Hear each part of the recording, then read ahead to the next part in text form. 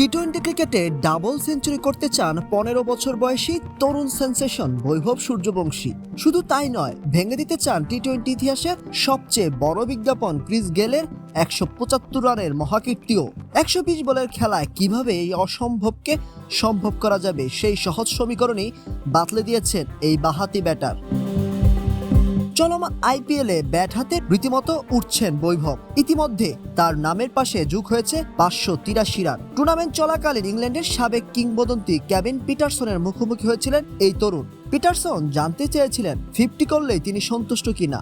উত্তরে স্পষ্ট ভাষায় বৈভব বলেন, না, খুব একটা না। আমি চাই টি-20 ক্রিকেটে ২০০ রান করতে, ক্রিস গেলের রেকর্ড ভেঙে দিয়ে ২০০ পার করতে চাই। কিন্তু ২০ ওভারের ক্রিকেটে যেখানে সেঞ্চুরি করাই বড় ব্যাপার, সেখানে ডাবল সেঞ্চুরি কিভাবে সম্ভব? বৈভবের সরল জবাব, যদি আমি কোনো ম্যাচে পুরো ২০ ওভার খেলার সুযোগ পাই, তাহলেই গেলের ১৭৫ রানের রেকর্ড ভেঙে দিতে পারবো।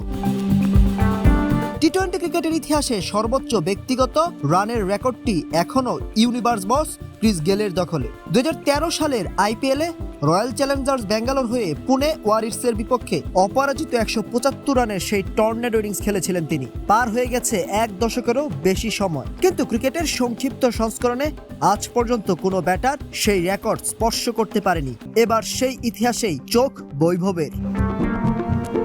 বড় কোনো মাইলফলকের সামনে দাঁড়িয়ে নার্ভাস লাগে কিনা পিটারসনের এমন প্রশ্নে বেশ আত্মবিশ্বাসী শোনালো বৈভবকে। জানালেন, মাঠে কোনো ভয় কাজ করে না তার, সবসময় নিজের স্বাভাবিক খেলাটাই খেলতে পছন্দ করেন। কথোপকথনের শেষ দিকে নিজের ক্যারিয়ারের সবচেয়ে লম্বা ইনিংসের গল্প শুনিয়ে পিটারসনকেও চমকে দেন এই কিশোর। রাজ্য দলের হয়ে একটি ওয়ানডে ম্যাচে পুরো ৫০ ওভার ব্যাটিং করেছিলেন তিনি, আর সেই ম্যাচে তার সংগ্রহ ছিল অপরাজিত ৩৩৫ রান।